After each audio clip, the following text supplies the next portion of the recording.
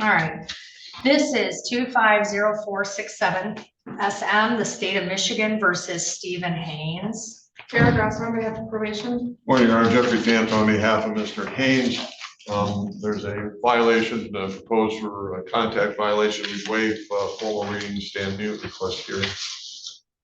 All right, let me ask this, is there alleged to have been like audio recordings of these calls? Yes, I was sent them this morning. It seems to be from October 13th. From today? Wait, the calls were made today or? The victim notified me yesterday. I was able to speak with her today. The voicemails that were left on her phone were from October 13th. All right, so I've entered a not guilty plea for purposes of arraignment on the alleged violation. And then it's also my understanding that the defendant in this case may be intoxicated right now. Your Honor, I've spoken with Mr. Haynes. I don't believe him to be at an intoxicated level. There are no bond conditions relative to alcohol. I indicated to him I suspect the court may amend the bond conditions in that respect. Yeah, no drugs or alcohol. Random testing.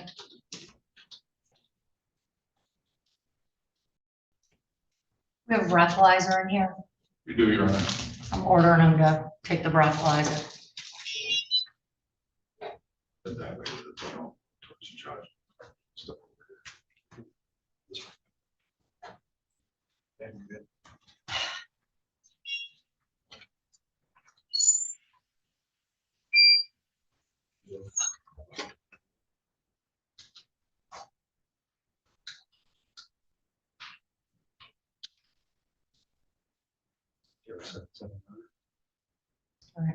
Just below the legal limit is a 0.077. Did he drive to court today? He did Don't not. answer. No, he took it over.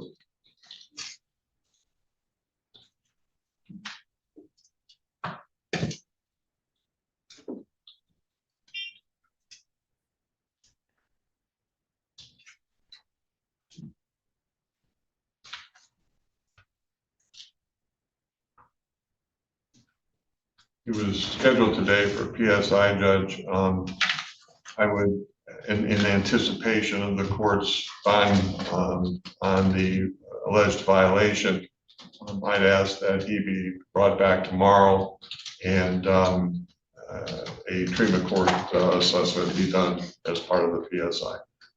All right, well, we can keep him next door overnight. And then we'll see about what his bond will be. For now, I mean, it's an alleged contact violation, which I go on ad nauseum about how they're not to have contact with complaining witnesses, period. He has, and I understand these are dismissals, but they're contacts and charges that were brought. He has had 1, 2, 3,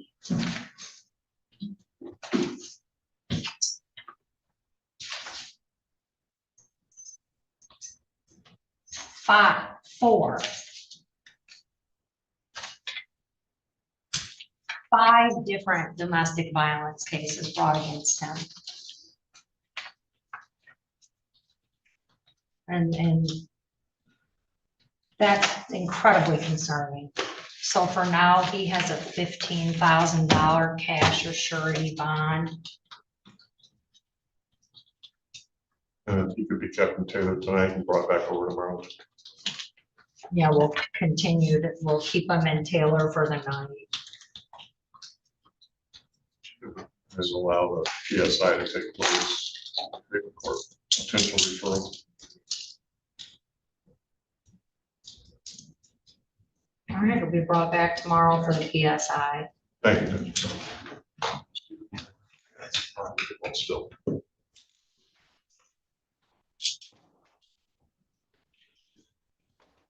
All right, and we're on lunch. Rachel on my 10:30 docket. 9:30. He's at 9:30. Okay, that is. Oh, there it is. All right, this is 253051 FY, the people versus Anthony Ridgel. I can do whatever. Oh, Good morning, Your Honor, Nora Ali on behalf of the people. And Judge, good morning to you. Michael Woodyard, P 64612, Neighborhood Defender Service. We represent Mr. Ridgel. He's here with me in court. Would you please say good morning and say your name? Good morning, Anthony Ridgel. Ridgel. All right, I see that. Has he been previously arraigned? Sure, Judge. Mr. Ridgel told me that he was directed to you in person, so perhaps not. Oh, he was. He was given a. Okay. He was arraigned out county. So, okay.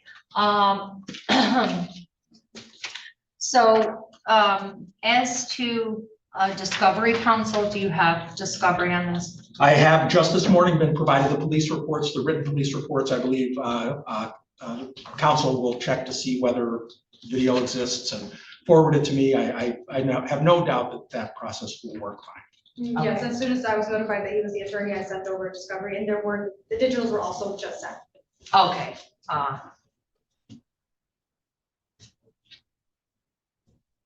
Okay, so we'll set this for an exam on October 20th. What time I have them scheduled for? I have them at 10:30 a.m. Does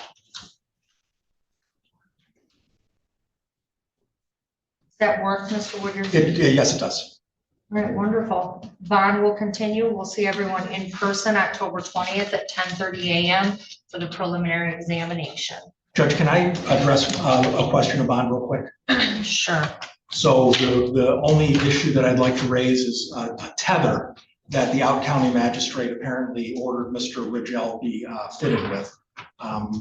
It creates a significant hardship in this way. Mr. Ridgel works, I can't even believe this, something like 4 a.m. to, he works super early in the mornings. 5 in the afternoon till 4 in the morning. He works the overnight hours. Okay. And so he's fitted with a tether. He's given the hours out from the house that are very limited. Because of the strange report to work hours, he finds himself having to get an Uber back and forth to work because he's moved away from the house where this incident is alleged to have occurred. He's living all the way over in Detroit with his mom, who's here in court, and his brother. So he has to get an Uber. It eats into his money that he can't use to help support his household. And so our hope, Judge, is that you'll strike the tether requirement. All right. Well, let me say this.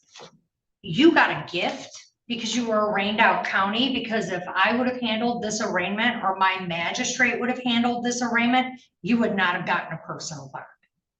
So I'm going to just be clear. With charges like this, you would have received a high cash bond from this court and a GPS tether.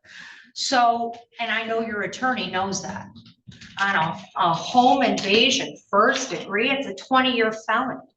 And there was a history of assaultive crimes on your record. I mean, like, this is not good. You've been given a personal bond by another judge. And if you comply with the terms of your personal bond and you don't have any contact with this complainant witness, I'll let you keep it. But the idea that I would remove a tether from someone who's got a prior conviction for aggravated stalking and I mean, that's insane. It's crazy. Receiving and concealing stolen property. I mean, the charges here are not good. They're assaultive in nature. He's got a prior assault and battery on his record. I mean, absolutely not. Thank you, Judge. All right, we're all set. We'll be here on Monday. You're welcome.